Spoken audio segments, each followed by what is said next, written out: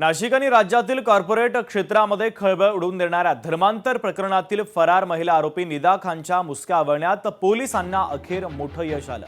गेल्या 25 दिवसांपासून पोलीस तिच्या मागावर होते। अखेर नारेगाव परिसरातील कैसर कॉलनीतून तिला अटक करण्यात आली। दरम्यान आरोपी निदा खानला आता 11 तारखेपर्यंत पोलीस कोठडी कोर्टाने सुनावली आहे। तपास यंत्रणांनी निदा खान हिनं कशा पद्धतीने गुन्ह्यामध्ये मदत केली याची न्यायालयामध्ये माहिती दिली आहे।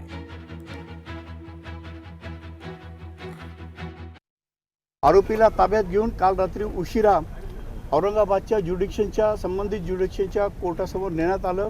अटकेची ती महिला असल्यामुळे आणि सूर्यास्तानंतर अटक केली जात असल्यामुळे ज्या कायदेशीर तरतुदी आहे त्या तरतुदींचं काटेकोरपणे पालन करून आरोपीला ताब्यात घेऊन संबंधित न्यायालयासमोर हजर करण्यात आलं।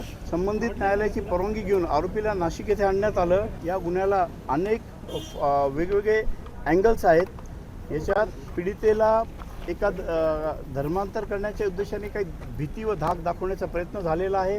याबाबत सखोल तपास करणं आवश्यक आहे। आज सदर गुन्ह्यामध्ये आरोपींना हजर करण्यात आलं। हजर केल्यानंतर पोलीस यंत्रणेने 7 दिवसांची पोलीस कोठडी मागितली होती। याच न्यायालयापुढे अटकपूर्व जामीन नामंजूर झालेला होता। त्यामुळे न्यायालयाला केसचे फॅक्ट्स माहिती होते, त्यामुळे आम्ही जास्त वेळ घेतला नाही आहे। आणि ज्या अर्थी अटकपूर्व जामीन फेटाळलेला होता याच न्यायालयाने, त्या अर्थी पोलीस कस्टडी दिली जाणार हे आम्हाला अभिप्रेत होतं। मुद्दा हा होता की किती, तर मी युक्तिवादामध्येच सांगितलं की सोमवारपर्यंत द्यायला हरकत नाही आहे। सगळे एकंदरीत मुद्दे बघता न्यायालयाने ते सोमवारपर्यंत पोलीस कस्टडी दिलेली आहे।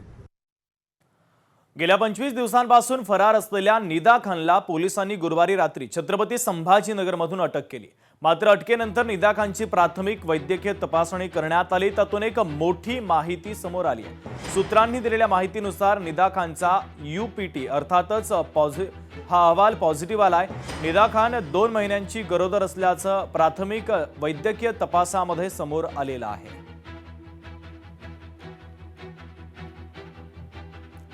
तर निदा खान ही दहशतवादी असल्याचं चित्र निर्माण केलं जातंय। तिच्यावर फक्त आरोप आहेत, ती दोषी ठरलेली नाही अशी प्रतिक्रिया इम्तियाज जलील यांनी दिली। निदा खान उच्च न्यायालयामध्ये गेली असती तर तिला 100% जामीन मिळाला असता।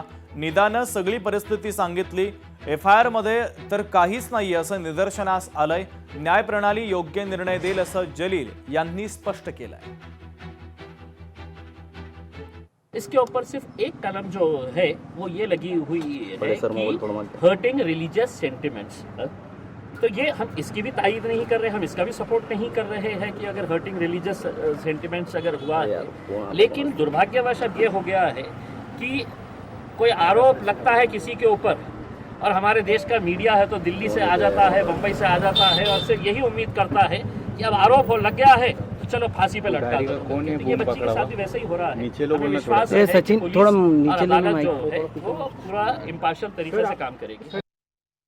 तर नाशिकच्या IT कंपनीमधील धर्मांतर प्रकरणी शाहरुख कुरेशी रझा मेमन याला 5 दिवसांची पोलीस कोठडी सुनावण्यात आलेली आहे। 5 दिवसांच्या पोलीस कोठडीमध्ये पुन्हा दोघांची चौकशी केली जाणार आहे। धार्मिक भावना दुखावल्या प्रकरणी चौकशी केली जाणार आहे।